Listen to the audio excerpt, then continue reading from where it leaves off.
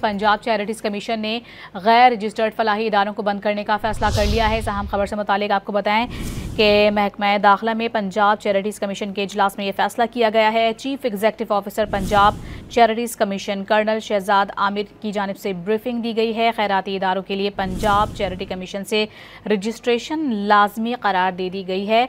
पंजाब में charities commission ने गैर रजिस्टर्ड तमाम तर फलाही इदारों को बंद करने का बाकायदा फैसला किया है।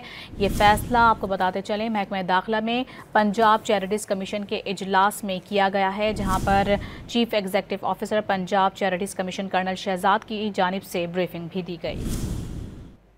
खैराती इदारों के लिए पंजाब चैरिटी कमीशन से रजिस्ट्रेशन लाजमी करार दे दी गई है। पंजाब में चैरिटीज़ कमीशन ने गैर रजिस्टर्ड तमाम तर फलाही इदारों को बंद करने का बाकायदा फैसला किया है।